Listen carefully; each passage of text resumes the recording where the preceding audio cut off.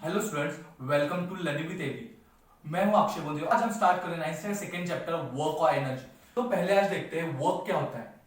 तो यहाँ पे मैंने वर्क की डेफिनेशन लिखी है, ability to make the displacement of any object. मतलब किसी भी ऑब्जेक्ट की डिस्प्लेसमेंट करना ही वर्क है। तो एग्जांपल की हेल्प से समझते हैं। मेरे पास ए पॉइंट है और बी पॉइंट है। यहां से एक बॉल को पुश कर रहा हूं जो पॉइंट ए से पॉइंट बी की तरफ जा रहा है। तो ये होने वाला है वर्क, क्योंकि हमने क्या बोला, वर्क वर्क क्या है, ability to make a displacement object. यहाँ पे बॉल की तो यहाँ पे बॉल की डिस्प्लेसमेंट हो रही है। बॉल ए पॉइंट से बी पॉइंट की तरफ जा रहा है, तो वो हो गया वर्क। लेकिन हमारा ध्यान एक और चीज पे जा रहा है। वो बॉल को पुश करने के लिए मुझे कोई फोर्स लगेगा। मतलब यहाँ पे फोर्स भी इन्वॉल्व होने वाला है। तो हम वर्क का फॉर्मूला कैसे बना सकते हैं? Work is equal to force into displacement. तो हम वर्क का फॉर्मूला क्या बना? Force into displacement. यहां पे हम वर्क को W से डिनोट कर सकते हैं, फोर्स को F से और डिस्प्लेसमेंट को S से। तो हमारा वर्क का फॉर्मूला क्या बना? Force into displacement. तो ये बन गया हमारा फॉर्मूला जो कि वर्क के लिए होने वाला है। तो अभी हमने वर्क का फॉर्मूला देखा जो था फोर्स इनटू डिस्प्लेसमेंट। लेकिन कब? जो सीधे लाइन के ऊपर फोर्स अप्लाई हो रहा है। लेकिन जब फोर्स किसी एंगल में अप्लाई हो तो क्या होगा, वो अभी हम देखते हैं। ठीक तरह समझने के लिए एग्जांपल के तौर पे समझते। हम बचपन में एक गाड़ी खींचा करते थे। जैसे कि मैं ड्रॉ करके आपको बताता हूं। ये आगे अगर कोई गाड़ी है, मैं इस गाड़ी को खींच रहा हूं, तो यहां पे आप देख सकते हो मेरा फोर्स जो अप्लाई हो रहा है वो थोड़ा क्रॉस हो रहा है। मतलब यहां से नीचे की तरफ से मैं खींच रहा हूं, एंगल में फोर्स अप्लाई हो रहा है। तो यहां से अगर ये मेरा ग्राउंड सरफेस है, तो एक कोई एंगल रेडी करना है। मतलब मैं पर्टिकुलर एंगल में इस गाड़ी को खींच रहा हूं। तो हमारे डेरिवेशन के लिए मैं एक और एक डायग्राम ड्रॉ करता हूं। यहां से मैं इस एंगल में गाड़ी को पुल कर रहा हूं। तो यहां पे देख सकते हो, यहां से मेरा फोर्स अप्लाई हो रहा है और यहां से मेरा सीधी लाइन में जो फोर्स अप्लाई होना था वो सीधी लाइन में यहां हो रहा है, और ये थीटा मतलब एंगल रेडी हो रहा है। तो ये बनाने वाला है हमारा सेकेंड डेरिवेशन। तो यहाँ पे हम ट्रिग्नोमेट्रिक फंक्शन का यूज कर रहे हैं। तो यहाँ पे हम ट्रिग्नोमेट्री का यूज कर रहे हैं। ट्रिग्नोमेट्री क्या होती है, इसी स्टैंडर्ड में आप पढ़ने वाले हो। ट्रिग्नोमेट्री नाम का एक चैप्टर है, पूरा आपको पढ़ना है। लेकिन यहाँ पे सिर्फ हमें ट्रिग्नोमेट्री का एक ही चीज यूज करनी है, वो है कॉस थीटा। कॉस थीटा का फॉर्मूला होता है adjacent side divide by hypotenuse. तो यहाँ पे हमारे एडजेसेंट साइड जो है उसकी वैल्यू है F1, और जो हमारा हाइपोटेनस है उसकी वैल्यू है F। जब ये F यहां पे जाके cos थीटा को मल्टीप्लाई करेगा, तो हमारा फॉर्मूला क्या बनने वाला है? F into cos theta is equal to F1। लेकिन हमारा वर्क का फॉर्मूला क्या था? Force into displacement. हम ये कह सकते हैं कि यहां पे फोर्स तो है लेकिन डिस्प्लेसमेंट नहीं है। तो मैं ऐसे लिख सकता हूं, work done is equal to force cos theta into displacement. तो ये हमारा नया फॉर्मूला बन सकता है। इसे और थोड़ा मॉडिफाई करते हैं। हम लिखेंगे work is equal to force into displacement into cos theta. तो ये होने वाला हमारा सेकेंड फॉर्मूला, जो यूज कब होगा? जब फोर्स अप्लाई हो रहा है किसी भी एंगल में। जब स्ट्रेट लाइन में फोर्स अप्लाई हो तो ये वाला फॉर्मूला यूज होगा, लेकिन जब एंगल में यूज हो तब ये वाला फॉर्मूला यूज होगा। तो ये थे वर्क के दो फॉर्मूले, एक जब स्ट्रेट लाइन में फोर्स अप्लाई हो रहा है, एक तब जब किसी एंगल में फोर्स अप्लाई हो रहा हो। तो यहाँ पे हमारा नेक्स्ट टॉपिक होने वाला है पॉजिटिव वर्क, नेगेटिव वर्क और जीरो वर्क। तो देखते हैं पॉजिटिव वर्क क्या होता है, नेगेटिव वर्क क्या होता है, जीरो वर्क क्या होता है। तो हमारे पास वर्क का एक फॉर्मूला है। वर्क का फॉर्मूला क्या था हमारा? अभी हमने वर्क का फॉर्मूला क्या देखा? Work is equal to force into displacement into cos theta. ठीक, ये कॉस थीटा क्या होने वाला है? जिस एंगल से हमारा फोर्स अप्लाई होने वाला है वो है हमारा कॉस थीटा। तो अगर एक सीधे सरफेस के ऊपर मैं ए पॉइंट से बी पॉइंट की तरफ खींच रहा हूं, तो ये फोर्स 0 डिग्री में जा रहा है। मतलब जो एंगल हमारा होने वाला है वो है 0।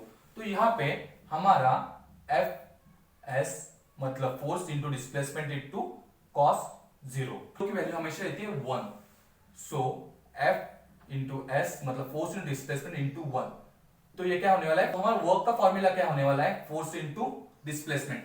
जब फोर्स और डिस्प्लेसमेंट एक ही साइड में हो तो हमें वैल्यू क्या मिलती है? Force into displacement. तो ये हमारा होने वाला है पॉजिटिव वर्क।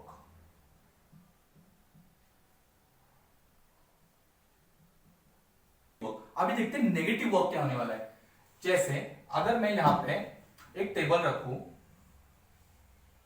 और टेबल के ऊपर मैं एक ग्लास रखूंगा और ग्लास को और यहां पे एक बैरियर रखूंगा और ग्लास को यहां से एक पुली से बांधूंगा और नीचे यहां पे एक वेट रखूंगा, तब ये वेट क्या करेगा, ग्लास को अपनी तरफ खींचेगा। लेकिन ये बैरियर में जब वो आएगा तब वो अटक जाएगा, तो वो फंस जाएगा, इससे आगे वो जा नहीं पाएगा। तो ये होने वाला नेगेटिव वर्क। तो हमारे यहाँ पे वर्क का फॉर्मूला क्या बनेगा, work is equal to negative F S. मतलब जब फोर्स और डिस्प्लेसमेंट दोनों अलग अलग दिशा में हो तब हम उसे कहते हैं नेगेटिव वर्क डन।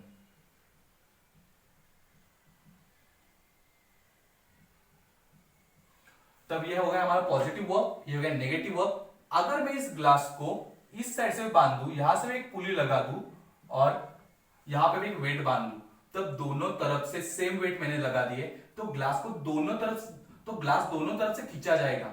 मतलब कुछ भी वर्क डन नहीं होने वाला। तो अब ये होने वाला है हमारा जीरो वर्क। मतलब मैं ऐसे लिख सकता हूं W is equal to zero, मतलब जीरो वर्क। मतलब दोनों साइड से फोर्स अप्लाई हो रहा है लेकिन डिस्प्लेसमेंट किसी भी साइड से हो नहीं रही है। इसका एग्जांपल एक है, जब स्कूल में हम एक खेल खेलते थे, दोनों तरफ से बच्चे रस्सी को खींचते थे, तब दोनों तरफ से अगर फोर्स एकदम इक्वल अप्लाई हो रहा है तो डिस्प्लेसमेंट होगी नहीं, ना ये साइड जीतेगी ना वो साइड जीतेगी। तब वो क्या कह सकते, तब हम उसे कह सकते हैं जीरो वर्क। तो हमने क्या देखा, जब फोर्स और डिस्प्लेसमेंट एक ही डायरेक्शन में हो तो हम उसे कह सकते हैं पॉजिटिव वर्क। जब फोर्स और डिस्प्लेसमेंट एक ही डायरेक्शन में ना हो तब हम उसे कहेंगे नेगेटिव वर्क। जब कुछ भी वर्क ना हो तो आप उसे कहेंगे जीरो वर्क। तो ये थे पॉजिटिव वर्क, नेगेटिव वर्क और जीरो वर्क। अभी हमारा नेक्स्ट टॉपिक होने वाला है एनर्जी। अभी हमने देखा वर्क क्या होता है, तो अभी देखते हैं एनर्जी क्या होती है। तो एनर्जी का डेफिनेशन मैंने क्या लिखा है, एबिलिटी टू डू वर्क। क्योंकि कोई भी काम करने के लिए एनर्जी लगती है। मैं यहाँ पे लिख रहा हूं उसके लिए एनर्जी लगी, मैं ये मार्कर उठा उसके लिए एनर्जी लगी, मेरे इंटरनल जो ऑर्गन्स काम करे उसके लिए एनर्जी लग रही, हार्ट को बीट करने के लिए, मुझे चलने के लिए, फिरने के लिए, सांस लेने के लिए, हर चीज के लिए एनर्जी की जरूरत पड़ती है। तो एनर्जी में हम पहला टॉपिक देते हैं ट्रांसफॉर्मेशन ऑफ एनर्जी।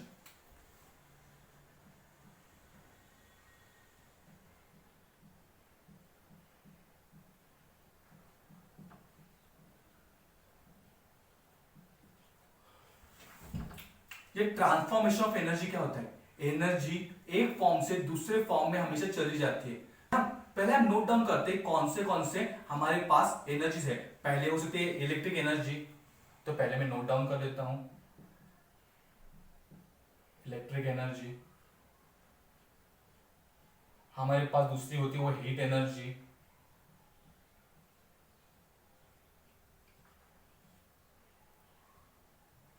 हमारे पास मैकेनिकल एनर्जी होती है। हमारे पास सोलर एनर्जी होती है। हमारे पास विंड एनर्जी होती है। ऐसी बहुत सारी एनर्जी हमें पता होती है, लेकिन ट्रांसफॉर्मेशन मतलब क्या, एनर्जी हमेशा एक फॉर्म में नहीं रहती। जैसे आप सबके घर पे एक फैन होगा, वो फैन कैसे दिखता है, ऐसे बीच में कुछ होता है और वहां से तीन उसके ब्लेड्स होते हैं। तो जब हम सबको पता है जो हमारा फैन चलता है वो इलेक्ट्रिकल एनर्जी पे चलता है। मतलब यहां से इलेक्ट्रिक एनर्जी पास ऑन होती है फैन में कुछ कॉपर वायरिंग होती है, कॉपर फॉइल्स होती है, उनकी मदद से ये घूमना स्टार्ट कर देता है। मतलब जब यहां से इलेक्ट्रिक एनर्जी आती है, अंदर कुछ मैकेनिकल एनर्जी प्रोड्यूस होती है और उसके बाद विंड एनर्जी के सहारे हमें एयर मिलती है। तो यहाँ पे हमने जब देखा, पहले इलेक्ट्रिक एनर्जी आ रही है, बीच में मैकेनिकल एनर्जी है और बाद में एक विंड एनर्जी क्रिएट हो रही है। हम सेकेंड एग्जाम्पल देखते हैं।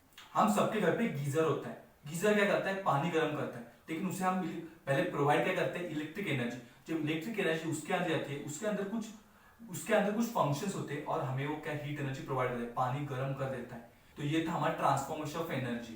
तो सेकंड हम देखते हैं law of conservation of energy.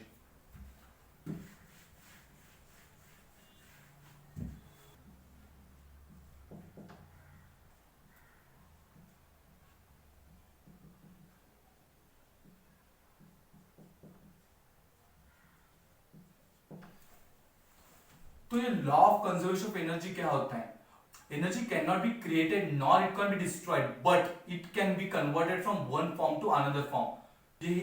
यही है law of conservation of energy. मतलब एनर्जी ना बनाई जा सकती है ना मिटाई जा सकती है, लेकिन एनर्जी को एक फॉर्म से दूसरे फॉर्म में कन्वर्ट किया जा सकता है। तो वही हमने पहले देखा, जो हमारी इलेक्ट्रिक एनर्जी जब फैन में एंटर होती है तो मैकेनिकल एनर्जी की हेल्प से विंड एनर्जी प्रोवाइड करती है। वही हमने गीजर की हेल्प से भी समझा, जब इलेक्ट्रिकल एनर्जी गीजर में जाती है तो वो हमें हीट एनर्जी प्रोवाइड करती है। या फिर जहाँ पे क्लाइमेट बहुत ठंडा हो, यहाँ पे हीटर्स का इस्तेमाल होता है, मतलब अंदर इलेक्ट्रिक एनर्जी प्रोवाइड की जाती है और हमें हीट प्रोवाइड करता है।